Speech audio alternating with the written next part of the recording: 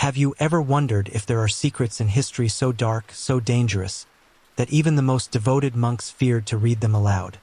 Imagine a manuscript, an old, dust-covered volume bound in cracked leather, that refused to die, no matter how many times holy men threw it into fire. The flames devoured the edges, the smoke blackened the sky, yet the words reappeared the next morning as if inked by an invisible hand. Before we walk into this tale together, I ask you for a moment, just a brief pause. Tap the like button, let me know in the comments where you are watching from, and subscribe to this channel. Do it only if you are ready, because once you step into this story, you may find it difficult to return to the safety of ordinary reality. What you will hear tonight is not a simple bedtime story.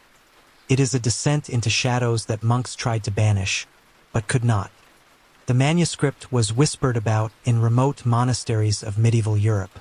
Old chronicles say it carried a curse. Monks who read it too long began to mutter in languages no one else could understand. Some scratched strange symbols onto the walls of their cells. Others disappeared entirely, as if the pages had swallowed them. And yet, the book survived, locked away, stolen, smuggled, hidden, but never destroyed. Why did it endure? Some said the parchment was soaked in human blood, giving the words a permanence that no water or fire could erase. Others claimed it was guarded by spirits older than the church itself, spirits that laughed at flames and turned ash back into letters. Imagine the terror of the monks, men who spent their lives in prayer and fasting, suddenly faced with a book that mocked their faith. And yet, the story does not end within cloistered stone walls. Rumors tell that the manuscript traveled, carried across oceans by conquistadors and merchants who had no idea what they held. Somewhere along its path, it found itself in the hands of the mighty Aztecs. If you know anything of their rituals, their pyramids, their obsidian knives, their thirst for sacrifice, you can guess what might have happened when a forbidden book met a civilization that already danced so close to the edge of blood and fear. Close your eyes for a moment and picture it. A manuscript that cannot be burned, carried into the heart of Tenochtitlan, into a city where tens of thousands once gathered to witness rituals that made even hardened warriors tremble. What words might the Aztec priests have whispered as they turned the pages? What secrets did they see reflected in the blood pooling on temple stones? Tonight, you will hear of the forbidden manuscript that monks failed to destroy, and of the terrifying rituals of the Aztecs that gave it new life. Together, they form a tale of fear, obsession, and shadows that will follow you long after this video ends. Are you ready to step inside? If you are, lean back, let the darkness embrace you, and allow the story to begin. Picture yourself inside a monastery, far from cities, where the walls echo only with the chants of men devoted to God. The air smells of candle wax and damp stone. By daylight, these monks copied sacred texts, psalms, gospels, the words of saints. But by night, in secret, some whispered of a book that should never have existed. It arrived quietly, slipped into their world by merchants who thought it nothing more than another relic. The monks unwrapped it with curiosity, expecting perhaps a forgotten gospel. Instead, they found pages filled with symbols that seemed to twist as the eye tried to focus on them. Some resembled letters, but not of any known alphabet. Others appeared as spirals, snakes, and figures that shifted between human and animal when the candle flickered. One monk, Brother Matteo, tried to read the first page aloud. Witnesses said his voice faltered, as if an invisible hand pressed against his throat. He began to cough blood, yet he refused to stop. The words, whatever language they belonged to, poured from his mouth like water from a broken jar. Afterward, Matteo's eyes looked vacant, his skin pale, and for days he muttered phrases that chilled the others. He died within the month, his last breath forming the same incomprehensible words. The abbot, fearing corruption, ordered the manuscript destroyed. They built a great fire in the courtyard, piling logs higher than a man's head. With solemn chants, they cast the book into the flames. The leather cracked, the parchment curled, and the ink hissed like boiling oil. The monks rejoiced until the next dawn, for there, on the altar of their chapel, Lay the manuscript again. Not a page was missing, not a corner burned. Whispers spread like wildfire. Was it a test of faith, a trick of demons? Some monks believed the book itself was alive. They said its pages seemed warmer to the touch than ordinary parchment, as though blood still pulsed faintly beneath the surface. Brother Tomas swore he heard a heartbeat when he pressed it against his ear. Others grew obsessed. They argued that if the church truly wanted to defeat evil, then the contents must be studied. Knowledge, even cursed knowledge, could be turned into a weapon. The abbot disagreed. He claimed that no man could read such words and remain pure. He tried again to destroy it, burying it in the earth, drowning it in a river, locking it in iron chains. But each time the book returned, waiting on the chapel altar like an uninvited guest who knew the way in. Fear poisoned the monastery. Brothers turned against one another, suspecting that someone secretly protected the manuscript. At night, some monks dreamed of the book opening itself on their chests, its letters crawling into their flesh like insects. In the morning, they awoke with scratches across their arms, though none could explain them. And so the monastery divided, those who wanted to keep the book hidden, and those who wanted to harness its power. It was a struggle not only of faith but of survival. For every attempt to rid themselves of the cursed manuscript only made it clearer. The monks were not its masters. They were its prisoners. Imagine the year is 1519. Across the Atlantic, ships creak under the weight of armor, gunpowder, and ambition. Spanish conquistadors, hungry for gold and glory, sail into a world that Europeans had only whispered about. Among their cargo, hidden in a chest, wrapped in cloth that smelled faintly of smoke, lay the manuscript the monks had failed to destroy. How did it leave the monastery? The story is fragmented. Some say a monk, terrified of what the book might do if left in the wrong hands, smuggled it away, hoping to bury it at sea. Others whisper that thieves, breaking into the monastery, stole it along with chalices and relics, never realizing its true nature. However it happened, the cursed pages traveled across waters that devoured men by the thousands. On the voyage, the soldiers joked about ghosts in the cargo hold. At night, the manuscript's chest rattled, though no one dared open it. When storms raged, lightning flashing like knives, some swore they saw words glowing faintly through the cracks of the wooden box. The captain wanted to throw it overboard, but every time the thought crossed his mind, the sea grew unnaturally calm, as though daring him to try. When Hernán Cortés and his men landed on the shores of Mexico, they carried steel, horses, and disease, but also this strange book. It passed from soldier to soldier, each man convinced it might be worth something to the priests or scholars back home. But none could explain why they felt uneasy whenever they touched it. Soon, word spread to the local allies of the Spaniards, and eventually to the Aztec priests. To them, the manuscript was not a curiosity but a revelation. They believed the book had been sent by the gods, a gift, or perhaps a test. Its strange symbols resembled some of their own sacred glyphs, and in the flickering torchlight, they claimed to see images of sacrifices, temples, and rivers of blood. Cortés, eager to gain the trust of the Aztecs, allowed them to see the manuscript.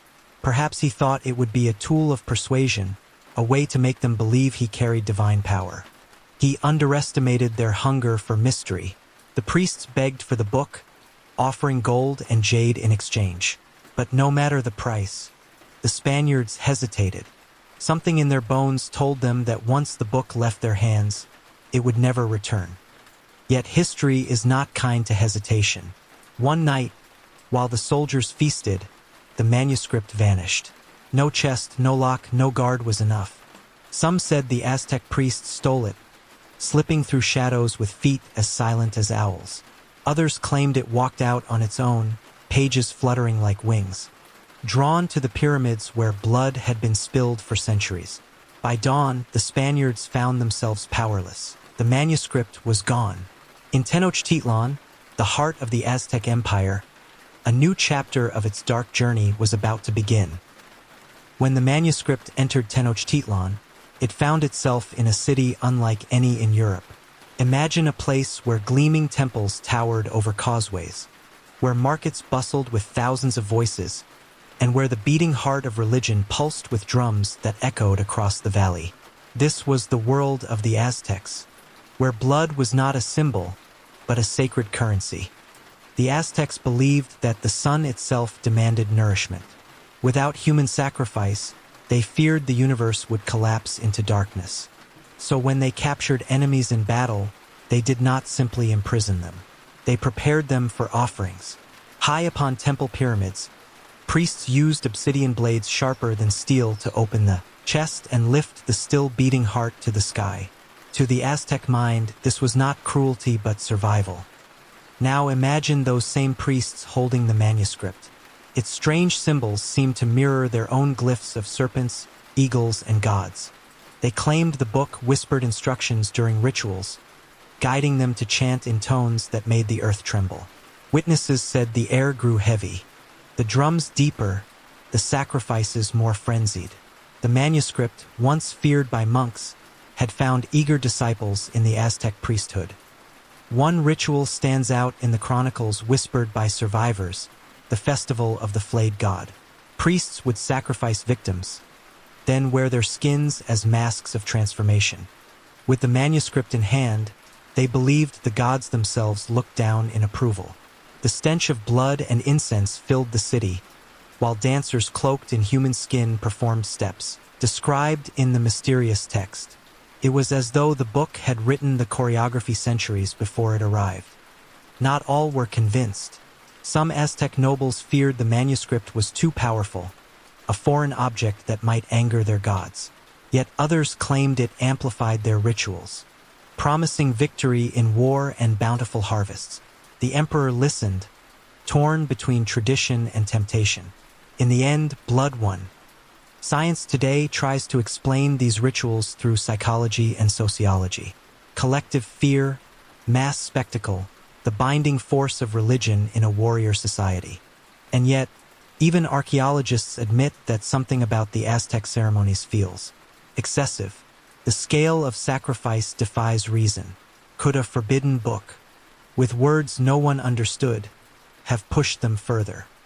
Imagine yourself among the crowd, tens of thousands pressed together in the great square, watching smoke rise from the temple. Would you have cheered?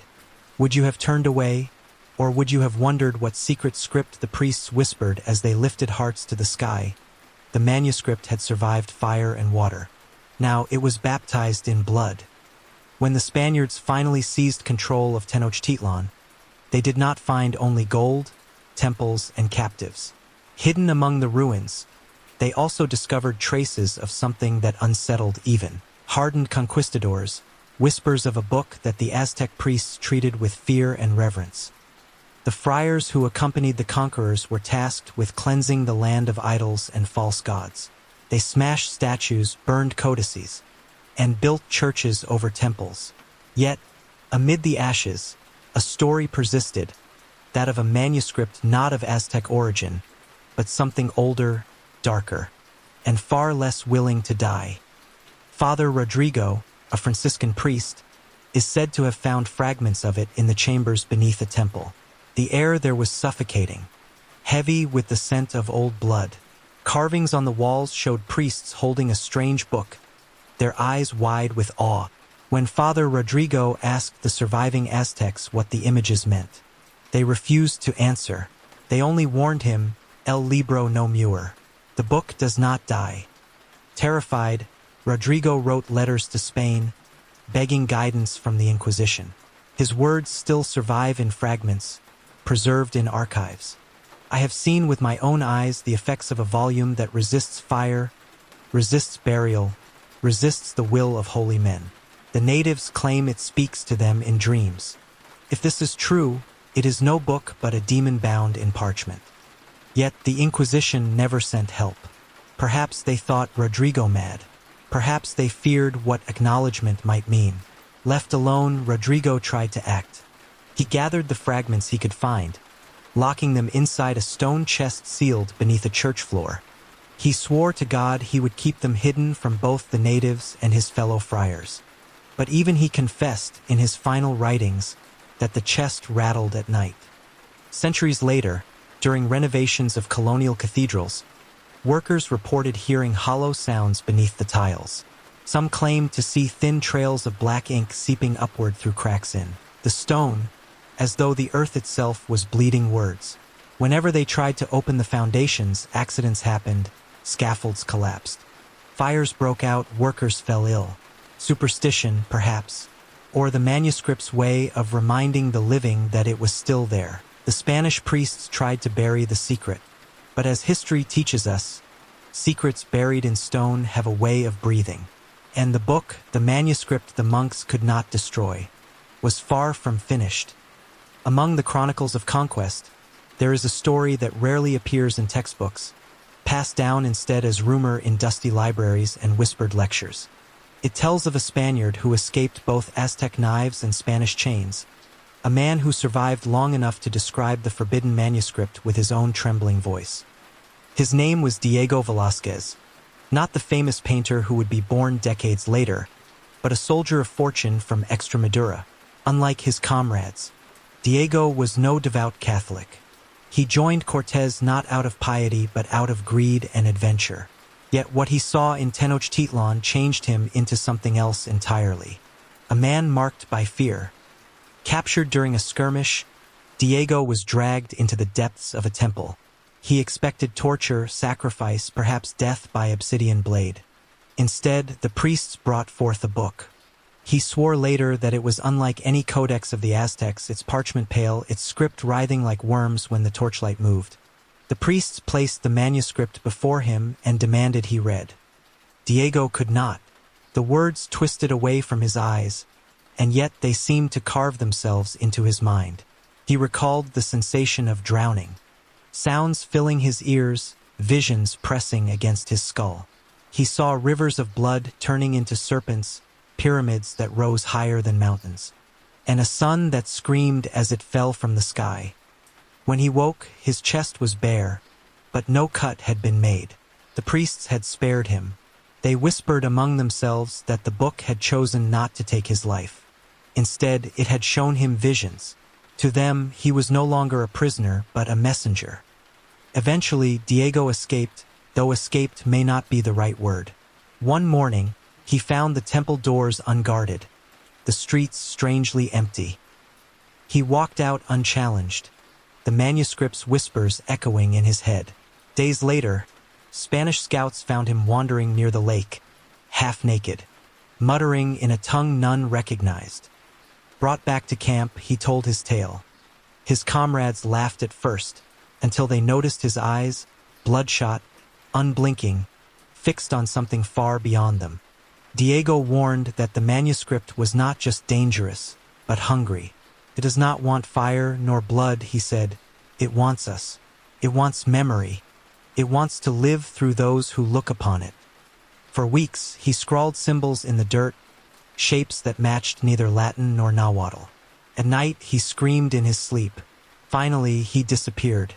Some said he drowned himself in the lake. Others whispered he was taken back by the priests.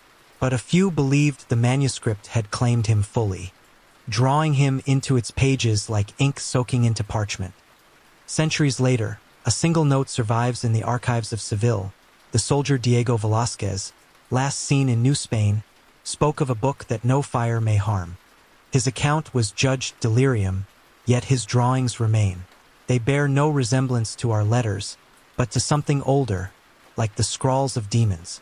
Diego may have been mad, or he may have been the only man to see the manuscript not as myth, but as a living, breathing presence. Either way, he became its last surviving witness. The Aztecs believed the sky was a battlefield, and the moon a wounded warrior chased endlessly by the sun. When a blood moon rose, painting the heavens in crimson, they saw it not as an omen but as a summons, a demand for sacrifice. And on one such night, the manuscript, already steeped in whispered rituals, became the centerpiece of a spectacle that few dared describe. Witnesses said the city held its breath. Tens of thousands gathered in the great plaza of Tenochtitlan, their torches flickering like stars fallen to the earth. High above them, on the steps of the Templo Mayor, priests prepared for a ceremony unlike any before. They had the manuscript open, its pages glowing faintly as if the moon itself bled into the parchment. The drums began, slow at first, then faster, until the sound felt like a heartbeat shaking the stones. Victims, bound and trembling, were led up the steps. With each one, the priests chanted syllables copied from the Forbidden Book, their voices merging into a sound that was not quite human. The manuscript seemed to hum in response, as if pleased with the offering. As the first heart was raised to the sky, the blood moon darkened further, turning an impossible shade of black-red. People in the crowd gasped, some falling to their knees. A wind swept through the plaza, carrying the copper scent of blood into every corner. Mothers clutched their children. Warriors lifted their spears as if to salute the gods. The ritual escalated. No longer content with war captives, the priests began seizing slaves, even volunteers from among the crowd who believed their deaths would ensure the sun's rebirth. The manuscript's pages fluttered, though there was no breeze, each turn followed by another victim's cry. Some swore the book itself dictated the order, naming names that only the priests could hear. In that frenzy, the line between faith and madness vanished. Witnesses later said the priests danced while drenched in blood, their shadows enormous against the temple walls. The manuscript, held aloft, appeared alive, its letters glowing, writhing like serpents eager to leap from the page. And then came the silence. At the height of sacrifice, the drums stopped. The crowd froze. The manuscript closed itself with a thunderous clap, loud enough to echo across the lake. The blood moon dimmed, returning to pale light, as if sated. The priests collapsed to their knees, trembling, their hands soaked and trembling as though they no longer commanded their own bodies. That night, survivors spoke of visions. Some saw rivers flowing backward. Others claimed they felt time itself pause. One old woman swore she saw her dead son smiling at her from the temple steps. None could explain what truly happened, but they agreed on one thing: the manuscript had fed, and the city would never be the same again. It was the first great climax of its journey, a night when the sky turned red, and the book that would not die revealed just how much it craved the pulse of human hearts. History, when told by priests and warriors, often takes on the form of legend. But centuries later, scientists tried to strip away the myth and ask, what really happened on those nights of sacrifice, and could a manuscript have played any role at all? Anthropologists studying the Aztec rituals emphasized the psychology of mass spectacle. Imagine standing among tens of thousands of people, the air thick with incense, the sound of drums shaking the ground.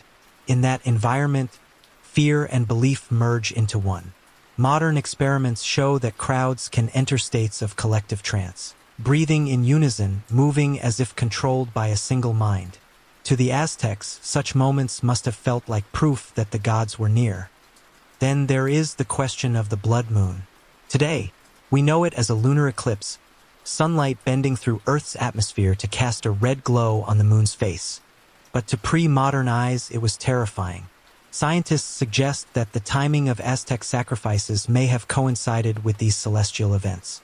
The book, if it truly existed, might have been used as a prop, its strange glyphs interpreted as divine instructions when paired with the awe of the eclipse. Neuroscientists add another layer. Chants, drums, and rhythmic movement can alter brainwaves, pushing participants into altered states of consciousness. Some even report hallucinations during prolonged ritual exposure. Could the manuscript symbols have functioned like optical illusions, tricking the brain into seeing movement? Light, even hearing phantom whispers, modern tests with ambiguous images and flickering lights suggest it is possible. But there are mysteries science cannot easily answer. Archaeologists have uncovered evidence of sacrifices far larger in scale than necessary for religious cohesion. Entire armies of captives slaughtered in a single ceremony. Skeptics ask, why so many? Was it political intimidation? Or did the Aztec priests believe something else was at stake? Some point to carvings that show books, unlike any surviving codices, being held aloft during rituals. Coincidence, perhaps, or an echo of the manuscript. Of course, historians warn us not to confuse myth with evidence. The so-called Forbidden Manuscript has never been conclusively found. No fragments survive that can be verified. And yet, patterns in oral histories persist.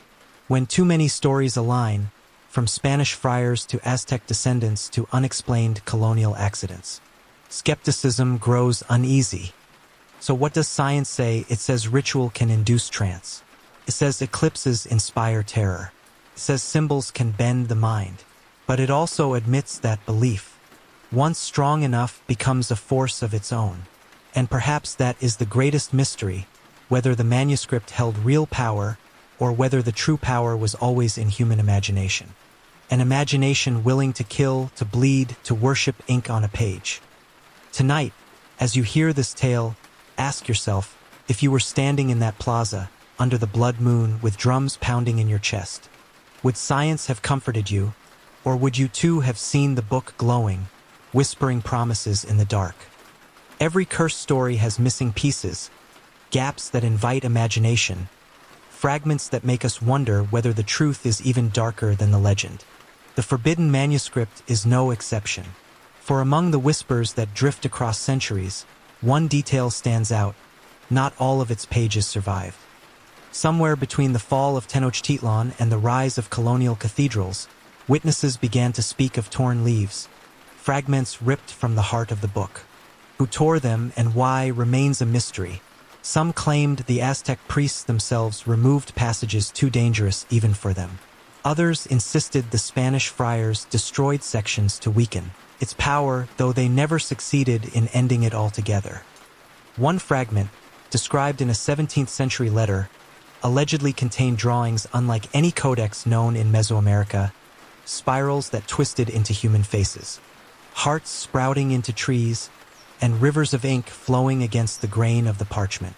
The writer confessed he could not look at it for more than a few seconds without nausea. He buried it, yet claimed he still dreamed of the shapes pressing against his eyelids at night. Another story tells of a torn page kept secretly in a monastery in Oaxaca. Pilgrims reported that when the moon was full, the parchment glowed faintly, and words shifted across the surface like crawling insects. The monks denied such rumors, but curiously, the monastery archives record repeated attempts to exorcise a document. The outcome was always the same: failure. Why are the missing pages so important? Because legends insist they held the most dangerous knowledge, the kind that even the manuscript itself wished to conceal.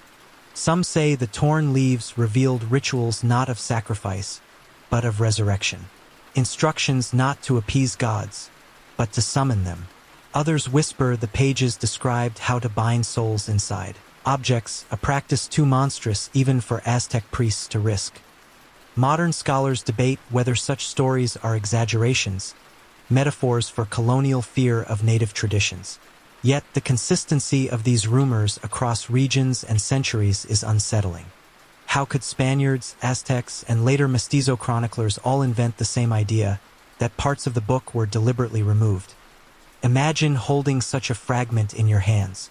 Would you burn it, knowing flames had failed before? Would you bury it, hoping the earth could hide what heaven and hell would not? Or would you dare read it, letting the words etch themselves into your mind, knowing you could never erase them? The torn pages remind us that sometimes what is missing is more terrifying than what remains. And perhaps that is why the manuscript endures, not because of the words it holds, but because of the ones it lost. Stories of rituals, torn pages, and forbidden whispers can feel distant, safe, when told from the comfort of centuries away. But pause for a moment. What if it were you, not as a historian looking back, not as a listener tucked into bed tonight, but as a living soul standing in that plaza? The manuscript's shadow hanging over your fate. The air would be heavy with smoke from burning copal resin. Drums would pound like the heartbeat of the earth itself. All around you, thousands of eyes would fix on the temple steps, where priests in feathered headdresses lifted their obsidian blades. The crowd would chant, their voices rolling like waves, a tide you could not escape. and then someone would take your arm. A warrior, his body painted in black and red, marking you as the next offering. Your heart would lurch. Would you resist, knowing resistance would only end in pain, or would you surrender, hoping the gods would accept your sacrifice quickly? Imagine the climb up the temple's steep stairs, each step sticky with blood that had spilled before you. The manuscript would be there, open, its pages fluttering though no wind touched them. Priests would trace their fingers across the glyphs, their eyes burning with conviction. They might whisper your name, as if the book itself had chosen you. At the top, you would see the city spread out below, torches glowing like stars across the lake. You would smell the metallic tang of blood mixed with incense. You would hear the silence of the crowd, every voice stilled, waiting for your chest to open. And in that moment, you might wonder, are you dying for gods, or for words scratched on ancient skin? Now let us twist the question further. What if you were not the victim, but the priest? What if the book had been handed to you, its pages promising glory and power if only you dared to read them? Would you turn away, fearing for your soul, or would you give in, letting the forbidden words pour through you, believing you were chosen to carry out their will? Psychologists say we never truly know ourselves until confronted with survival. Fear bends morals. Belief reshapes reason. Perhaps the manuscript's greatest power was not in curses or magic, but in the way it forced people to choose between humanity and obedience, between compassion and fear. So I ask you now, not as a storyteller but as a fellow traveler in imagination. If you stood there, heart pounding beneath the blood moon, with the manuscript whispering your name, what would you do? Legends do not end when the last page is turned. They linger, hiding in shadows, waiting for someone bold enough to chase them. The Forbidden Manuscript was no different. After the conquest, after the churches rose above ruined temples, whispers began to grow of a treasure buried deep beneath colonial stone. But this treasure was not gold or silver. It was knowledge, dark, unholy, and perhaps more dangerous than any blade. In villages near Oaxaca, old families told their children never to dig too deep near certain churches. The ground, they said, was cursed. Workers who ignored the warnings reported strange accidents, tools breaking, lanterns extinguishing, sudden fevers that no doctor could explain. And always, beneath the cracked earth, came the same sound, a faint scratching, as though something below was trying to write its way back up. A friar's diary from the 1600s tells of a hidden vault constructed beneath a monastery. According to his account, a stone chest was lowered into the chamber, sealed with iron chains and covered with lime. The friars sang hymns as they buried it, believing they were locking away not a book, but a demon. He wrote, "We entomb the enemy of God as one entombs a corpse, yet we fear this grave will not hold." Over centuries, treasure hunters obsessed with Aztec gold searched those ruins. They expected gems, idols, maybe lost relics of Montezuma. What they found instead were odd carvings, symbols not of Aztec style but of something older, more twisted. Some claimed they glimpsed fragments of parchment, blackened but intact, stuffed inside jars like organs preserved for eternity. The Spanish crown issued edicts forbidding exploration of certain church cellars. Officials insisted it was for safety, but the timing, after repeated rumors of manuscripts resurfacing, suggests another motive. It is as if the colonial authorities feared that discovery more than rebellion. Even in modern times, explorers have spoken of tunnels beneath cathedrals in Mexico City. One archaeologist, interviewed in the 1970s, described stumbling upon a sealed passage. The air was so thick with the stench of rot that his team fled within minutes. Later, when they tried to return, the passage was gone, collapsed, or perhaps never there at all. He admitted, half joking, that he dreamed of pages fluttering in the dark for weeks afterward. So what is this treasure? To some, it is the manuscript itself, waiting, buried beneath centuries of stone.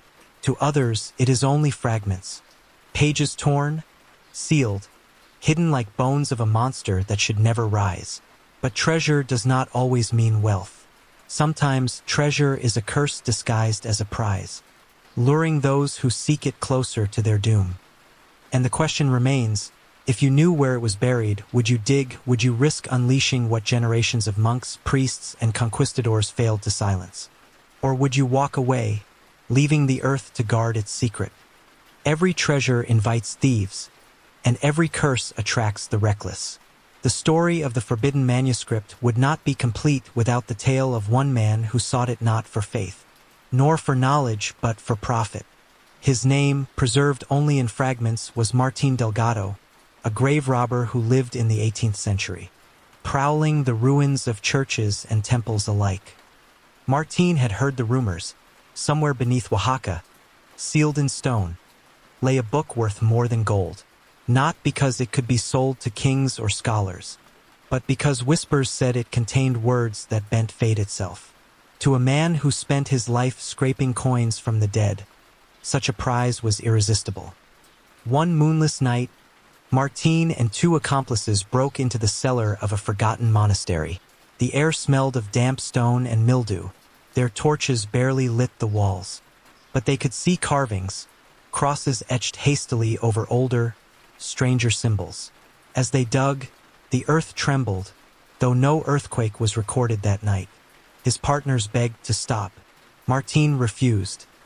At last, they uncovered a chest bound in rusted chains. The iron was pitted, but unbroken. The moment their crowbars pried it open, a gust of air burst forth, as if the chest itself had been holding its breath. Inside, there were no jewels, only a handful of pages, brittle yet untouched by time. The ink shimmered faintly, as though alive. The accomplices fled, swearing the pages whispered their names. But Martín laughed. He stuffed the fragments into his sack and staggered back to town, dreaming of fortune. That night, he laid the pages on his table and tried to read. He could not understand the glyphs, yet his lips began to move, forming sounds he did not recognize. His reflection in the candlelight shifted. His face seemed older, his eyes darker, as though another man looked back at him. By morning, Martín was gone.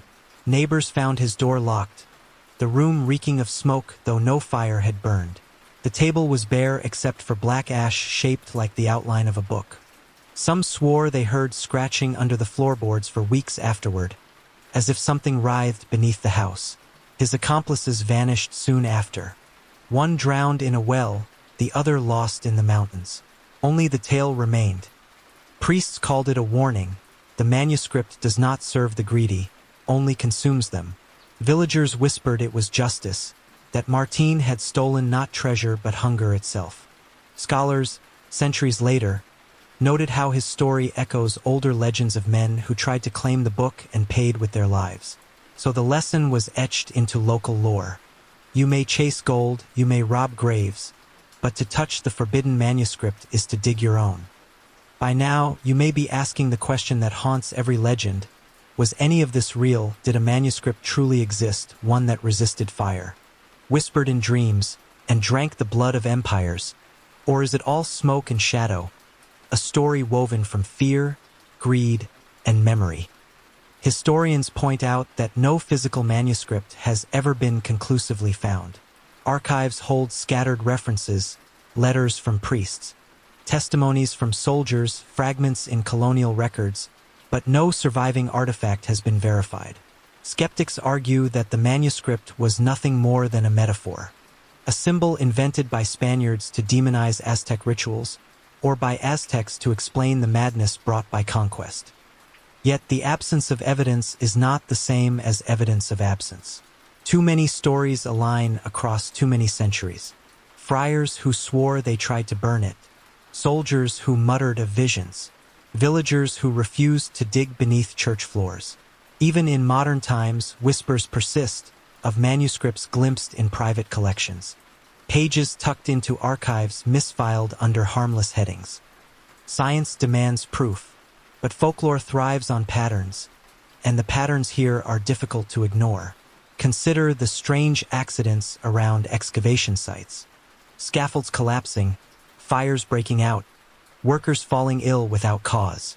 Coincidence, perhaps, or the same curse retold in a new age.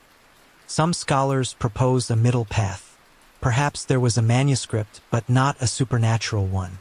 A text written in an unknown code, misunderstood by both Spaniards and Aztecs, magnified into myth by fear. Others suggest it could have been a mix of several codices, fragments stitched together by desperate friars and imaginative storytellers until they became one cursed volume. But what if the skeptics are wrong? What if the missing pages still lie beneath stone, waiting? What if, right now, in some forgotten vault, the book rests quietly, patient, unread, yet aware? If it has survived centuries of fire, theft, and conquest, why assume it has vanished now? And here lies the unsettling thought: if the manuscript is not real, why do we feel its presence in the telling? Why does the idea of it still stir fear in your chest as you listen? Sometimes imagination is proof enough. Sometimes the very persistence of a story across time reveals a truth deeper than fact. So was it real? Perhaps not in the way science demands, but in the way legends live, in whispers, in warnings, in sleepless nights. The Forbidden Manuscript has always been real. Legends are stubborn. They outlive kings, cross oceans, and survive the erosion of time. The Forbidden Manuscript, whether real or not, refused to fade. Century after century, its shadow appeared in the most unlikely places, echoes of a story that would not die. In the 18th century, sailors in Veracruz spoke of a book carried by storms. They swore that when tempests struck, they saw pages swirling in the clouds, black against the lightning. One captain claimed he found a scrap of parchment on his deck after a hurricane, words inked in symbols no scholar could decipher. He threw it into the sea, but for weeks afterward, the waves seemed to whisper. In the 19th century, during Mexico's wars of independence, soldiers reported uncovering hidden cellars beneath abandoned churches. Among broken relics, they found sketches of books with coiling glyphs and bleeding margins. Generals dismissed them as superstition, but the men who touched the drawings sickened with fevers no doctor could cure. The 20th century brought archaeology, and with it, a new kind of fascination. Explorers digging near Teotihuacan, far from Tenochtitlan, discovered murals of priests holding objects that looked eerily like manuscripts, not codices, not scrolls, but books bound in a style foreign to Mesoamerica. Some dismissed them as artistic inventions, but others saw them as proof that stories of the Forbidden Manuscript had spread far beyond one city. Even academics could not resist. A professor in Madrid, writing in 1932, claimed to have examined a fragmentary page in a private collection. He described it as soft to the touch, as though made of skin rather than parchment. Within weeks of publishing his notes, he was found dead at his desk. The paper missing, his last words scrawled in the margin, "It was looking back at me." And so the manuscript's legend wove itself into modernity. Some claimed it explained disappearances of explorers in the Yucatan. Others linked it to occult movements in Europe, whispering that fragments crossed the Atlantic once more, smuggled into libraries that pretended not to hold them. But perhaps the most haunting accounts are the personal ones. Travelers who dream of pages turning in their sleep. Tourists who swear they felt a heartbeat beneath the stone floors of Mexico's oldest cathedrals.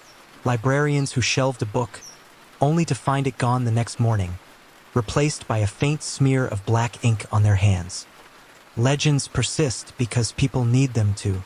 Whether true or false, the manuscript has become a vessel for fear itself, a story that leaps from century to century, reminding each new generation that some knowledge is not meant to be kept, and yet will not be forgotten. Every legend builds toward a darker peak, and for the Forbidden Manuscript, the blood moon was only the first. The second climax of its tale comes in whispers of a ritual not meant to appease gods, but to awaken them. It is remembered as the night when priests tried not to feed the heavens, but to tear them open. Centuries after the conquest, long after the Aztec Empire had fallen, rumors told of a sect that preserved fragments of the manuscript. Unlike their ancestors, they were not bound to the sun's hunger. Their obsession was different: resurrection. They believed the book contained passages instructing how to call back the dead, to summon voices from beyond, perhaps even to restore the gods themselves to flesh. One story, buried in a Jesuit report from the 1700s, describes an incident near Puebla. Villagers claimed to see lights in the hills, torches moving in strange circles. The report mentions chanting in a language that was neither Nahuatl, Latin, nor any tongue of men. At dawn, a traveler found the remains of a ritual, altars blackened with soot, animal bones arranged like letters, and a page nailed to a tree, its ink still wet though no hand had written it. Witnesses said the participants sought to bring back a fallen warrior, perhaps a symbol, perhaps real flesh. But something went wrong. The air grew heavy, the ground shook, and several of the sect vanished without a trace. Some villagers swore they heard cries from beneath the earth for weeks after, as though voices had been buried alive. The most chilling account comes from an old woman interviewed in the early 1900s. She claimed her grandmother was taken to such a ritual. The priests laid her among bones, chanting as the manuscript's pages turned themselves. The dead did not rise, but her grandmother returned with white hair and eyes that never closed. Even in sleep, she lived another 40 years, yet never spoke again. Her lips only moved silently, as if still reciting the words. Modern historians dismiss these tales as folklore, exaggerations of grief and fear. But what makes them unsettling is the detail, the repeated mention of pages turning without touch, of ink that glistened like fresh blood, of participants vanishing into the ground. Legends, yes, but legends that echo one another too neatly. If the manuscript could indeed fuel resurrection, even in part, then its danger surpasses sacrifice. To kill is human. To raise the dead is to challenge nature itself. And perhaps that was its true temptation, not merely power over life, but defiance of death. So imagine, standing in the circle, the manuscript open before you, your loved one's name on your lips. Would you risk unleashing something far older and hungrier than grief itself, just for a chance to see them breathe again? By the 20th century, legends of the Forbidden Manuscript had slipped from temples and monasteries into laboratories and universities. Scholars no longer whispered of curses. They spoke of codes, languages, and psychology. The question was no longer, is it cursed, but rather, what did it mean? In 1928, a linguist in Mexico City claimed to have acquired a page from a private collector. He studied the glyphs obsessively, comparing them to Nahuatl codices and medieval European alphabets. None matched. The closest resemblance, he argued, was to patterns found in trance writings, symbols scribbled by mediums while in altered states of consciousness. To him, the manuscript was not a book at all, but a transcript of visions, a language born of ecstasy or madness. Weeks later, he withdrew from public life. His students reported that he no longer spoke Spanish, but muttered endlessly in the symbols he had once studied. Psychologists in the mid-20th century took another approach. They argued that the manuscript was a collective hallucination. Humans, after all, are pattern-seeking creatures. Faced with ambiguous marks, we impose meaning, sometimes divine, sometimes terrifying. Could it be that monks, Aztec priests, and conquistadors all saw in the same pages what their cultures primed them to see? For the monk, blasphemy. For the Aztec, prophecy. For the soldier, madness. The book was a mirror, reflecting fear back at its reader. But technology complicated the picture. By the 1970s, spectral imaging allowed researchers to examine damaged manuscripts without touching them. Rumors spread of experiments in which faded pages from colonial archives revealed patterns too symmetrical to be random. Lines intersected like constellations. Words repeated in cycles resembling astronomical calendars. A few brave scholars suggested the manuscript might have encoded celestial events. Eclipses, comets, alignments interpreted as rituals by those who held it. Still, the anomalies persisted. Ink samples, where they could be tested, defied easy classification. Some seemed iron-based, others organic. A few containing compounds not consistent with known 16th century materials. One chemist, baffled, described it as ink that should not exist. And then there is the neuroscience. In controlled experiments, volunteers exposed to replicas of the manuscript symbols reported discomfort, dizziness, nausea, even auditory hallucinations. Brain scans showed heightened activity in regions associated with language and fear, despite the symbols having no recognized meaning. The shapes, it seemed, hacked the brain directly, bypassing comprehension and stirring instinct. So what does modern science say? That the manuscript, if real, was more than parchment and ink. It was a psychological weapon, a visual virus. A text that spoke not through meaning, but through the mind's desperate attempt to make meaning where none exists. Perhaps that is the greatest horror, not a curse from gods or demons, but the simple fact that our own brains betray us. That words, even meaningless ones, can drive us to fear, to worship, to kill. And if such a manuscript still lies hidden, waiting to be read, what would it do to us now, in an age where ideas spread faster than fire? If legends are rivers, archives are the stones that sometimes catch fragments of their flow. Buried in forgotten libraries and dusty church basements, scraps of paper and obscure reports continue to whisper of the forbidden manuscript. They are never complete, never conclusive, but together, they paint a shadowy trail across centuries. In the archives of Seville, researchers found letters from a friar named Rodrigo, long dismissed as paranoid ramblings, but tucked between prayers and pleas. There are repeated references to *El libro que no muere, *the book that does not die. Rodrigo begged his superiors to send exorcists, claiming the manuscript reappeared on his altar no matter how. Many times he burned it. The Inquisition never replied. The letters end abruptly. In Mexico's National Archives, a colonial inventory lists confiscated items from an unnamed monastery. Most are mundane, candlesticks, chalices, hymnals, but one line, nearly illegible, describes un cuaderno de signos no cristianos que resist fuego, a notebook of unchristian signs that resists fire. The entry is crossed out in thick ink, as if someone wanted it forgotten. In the 19th century, during the secularization of Mexican monasteries, officials cataloged documents before dispersing them. Among thousands of codices, one catalog entry stands out: Codex Fragmentatus, symbols unclassified, possibly heretical. The document itself has vanished. Only the description remains. Even the Vatican archives are rumored to hold traces.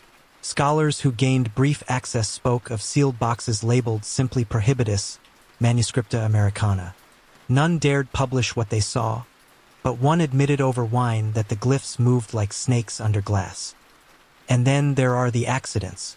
Fires breaking out in record rooms just days after manuscripts were cataloged. Pages misplaced, mislabeled, or replaced by blanks. Archivists insist it is the chaos of bureaucracy. Believers insist it is the manuscript itself, erasing its tracks. Modern digitalization has only deepened the mystery. In 2004, a graduate student scanning colonial records reported a file that appeared one moment, gone the next. When he checked the index, it was still listed, but the folder contained only static images of black smears. He swore the smears formed shapes, as though letters were hiding in the noise. His professor told him to forget it. So the archives whisper, but never shout. They give us fragments, hints, glimpses of something too dangerous to keep whole. Perhaps that is their function, to remind us that history is not only about what survives, but also about what refuses to be preserved. The question remains, do these records prove the manuscript's existence? Or are they the manuscript itself, spreading through ink, through catalogs, through every attempt to confine it to paper? In every age, there are those who cannot resist forbidden words. Today, they are not priests or warriors but scholars, collectors, and curious readers who stumble across fragments in dusty libraries or online archives. And if the manuscript still lingers in the shadows of history, then surely someone in the modern world has read it. Take, for example, the story of a graduate student in Madrid in 2009. While cataloging colonial documents, she reported opening a folder labeled Miscellaneous Codices. Inside, among maps and hymnals, she found a single page covered in glyphs unlike anything she had seen. She scanned it into the university system. Within hours, her computer crashed, the file corrupted into nothing but black static. Days later, she vanished from her dormitory. The only clue was a notebook filled with scribbles that matched the glyphs. Her friends swore the pages hummed when touched. Or consider the private collector in Los Angeles who purchased what he thought was a decorative codex page at auction. He framed it, hung it in his study, and bragged about his Aztec art to visitors. Weeks later, his family reported he no longer recognized them. He spoke only in strange syllables, staring at the page for hours each night. Eventually, the frame was found shattered, the page missing. He now lives in a care facility, silent except for muttering that the book is not done. Even digital age explorers have felt its reach. In 2016, a file appeared briefly on a public database of colonial manuscripts. It was labeled Fragment X. Those who downloaded it claimed their screens flickered, and several reported hearing whispers from their speakers though no audio file existed. Within 24 hours, the file was removed. Officially, it was a glitch. Unofficially, some archivists confessed that the file had reappeared 3 times, each time erased by forces they could not explain. Psychologists chalk these cases up to hysteria, the human brain's tendency to find patterns and fear in the unknown. But those who were closest to the events, students, archivists, family members, insist something more happened. The manuscript does not need to exist as a single book anymore. It can survive in fragments, in scans, even in memory. And perhaps that is the greatest danger of all. In the past, only priests or rulers could access forbidden texts. Today, with one click, anyone might stumble upon a page. A symbol, a whisper encoded in pixels. If the manuscript was once a fireproof curse, now it is a digital one, able to spread faster than plague, faster than conquest across the web. So I ask you now, if a file labeled the Forbidden Manuscript appeared on your screen tonight, would you open it, would you read the first line? Or would you close it, fearing that the haunting is no longer history, but already in your hands?